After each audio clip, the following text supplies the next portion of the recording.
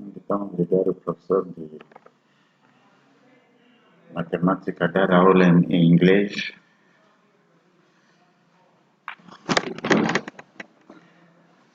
Alors, chers amis, bonjour encore une fois.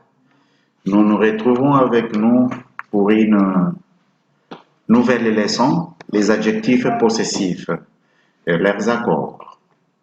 Alors, les adjectifs possessifs, en fait, c'est quoi? Les adjectifs possessifs, ce sont les mots qui déterminent les noms du point de vue de l'appartenance.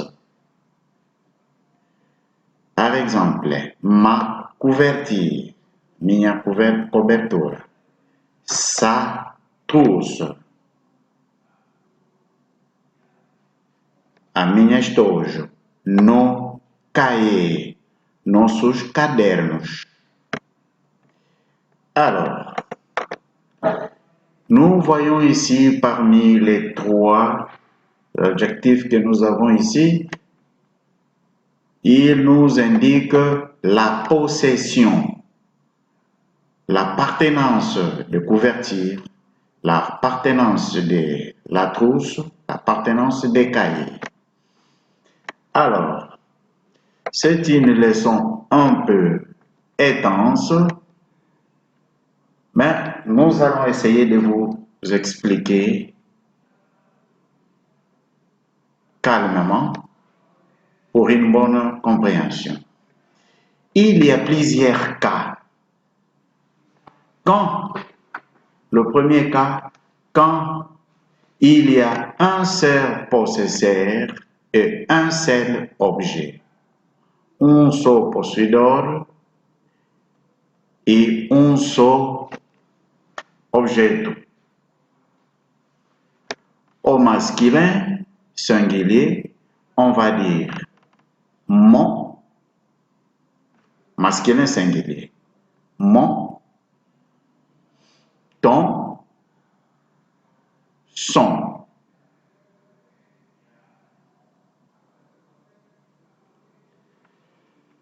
Au féminin singulier, au féminin singulier,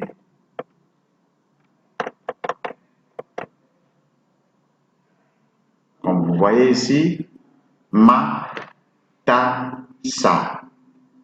Pour le singulier masculin, nous avons mon, féminin ma, ton, ta, son, sa.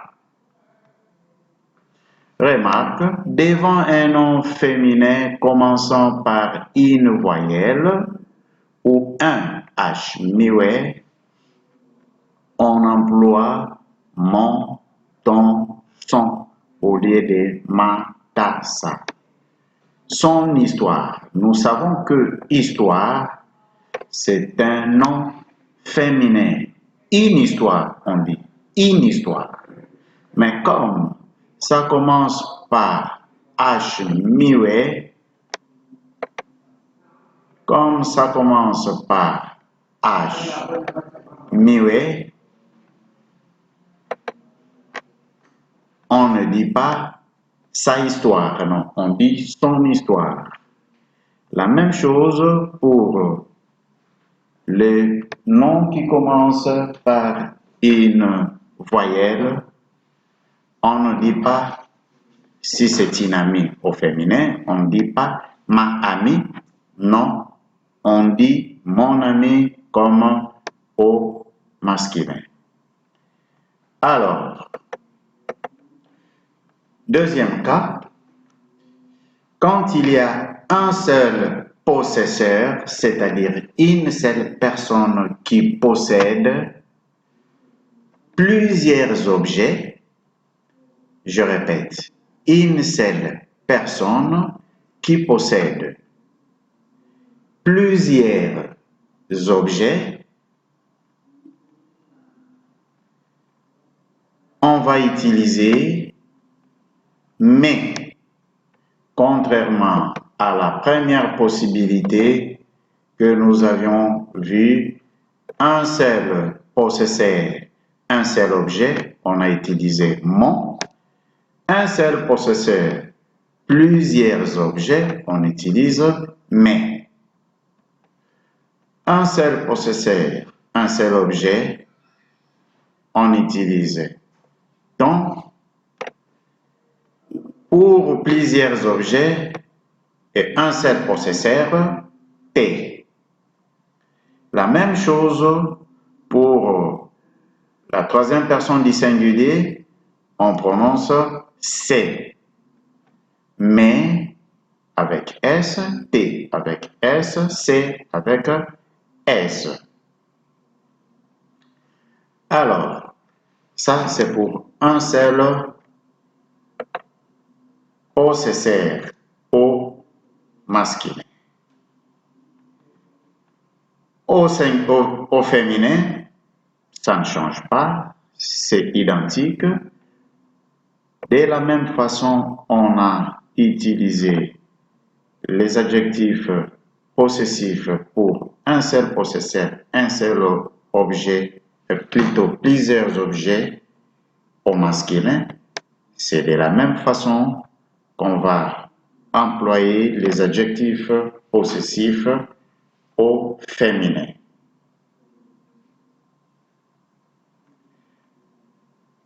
Ça sera la même chose, mais TC. Alors, troisième possibilité, plusieurs possesseurs et un seul objet. Donc, vous êtes 2, 3, 4 personnes. Vous possédez un seul objet. Exemple, une seule voiture pour plusieurs personnes.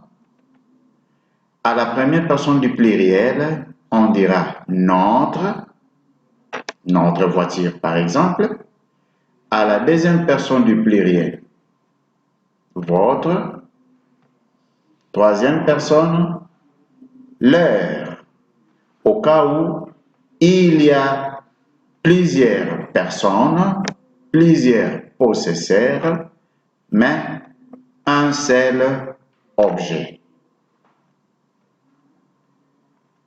Au féminin, c'est la même chose. Notre, votre, leur. Donc, au féminin comme au masculin, ça ne change pas. On utilise les mêmes adjectifs possessifs pour plusieurs possesseurs, un seul objet.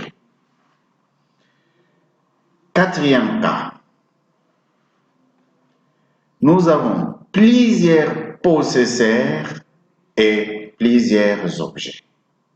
Par exemple, nous sommes 2, nous sommes 3 et nous avons plusieurs stylos.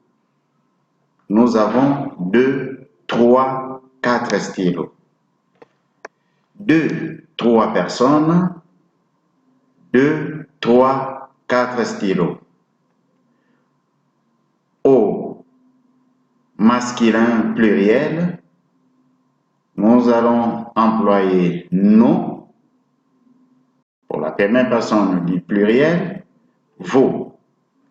Deuxième personne du pluriel, leur.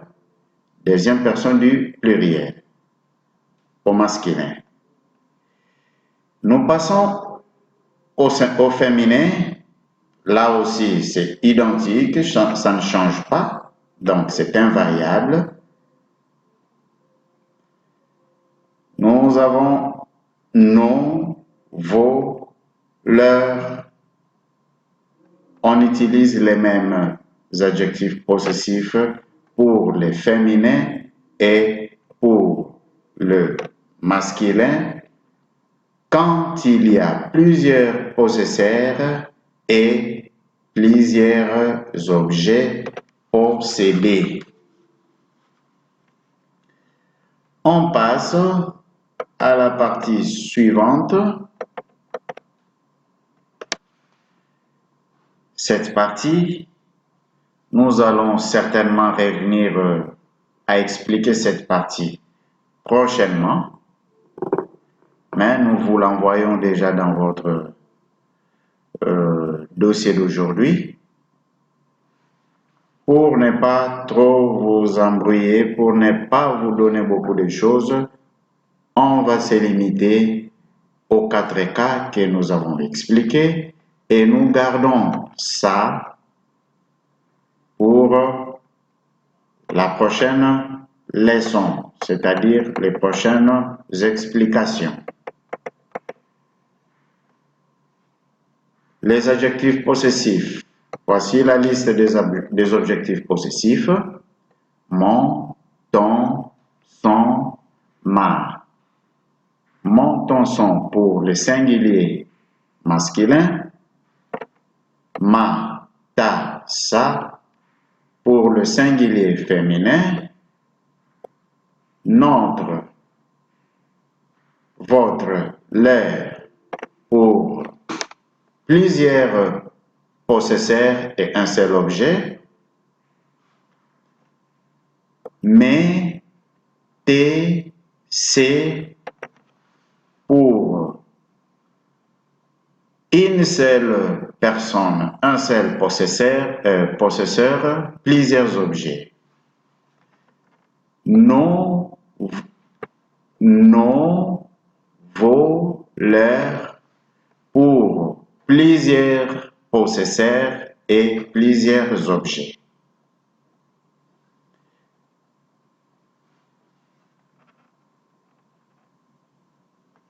Tous ces adjectifs, donc les adjectifs possessifs, sont aussi déterminants, on les appelle déterminants, parce qu'ils indiquent que le nom a une relation avec une personne grammaticale. Celui qui parle de lui dira, donc la personne qui parle de soi-même, la personne qui parle d'elle-même peut utiliser mon, ma, mes, nos, notre. Et celui à qui la personne qui a parlé de lui-même s'adresse, il répondra ta, votre, tes, vos. Celui dont on parle, on dira ça. Donc, si on parle d'une troisième personne, on utilisera les adjectifs possessifs ou les déterminants ça, leur, c'est, leur.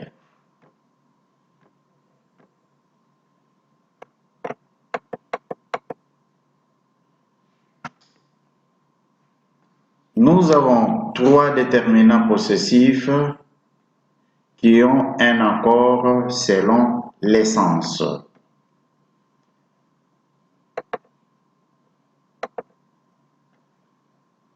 Un, il y a plusieurs critères bien sûr. Un, leur, votre, notre, votre, ainsi que les noms qui le déterminent restent au singulier. Devant le nom qui n'admettent pas les pluriels, on ne peut pas faire confiance à leur odorat. Lorsqu'il n'existe de façon évidente qu'un seul objet possédé par un ensemble, les dimanches soirs, les habitants de Toulouse retournent dans leur ville. Comme ici à Luanda, tous les habitants de Luanda ont pour Luanda un seul objet qu'ils possèdent, une seule ville qu'ils possèdent. On dira leur ville, la ville des habitants de Luanda.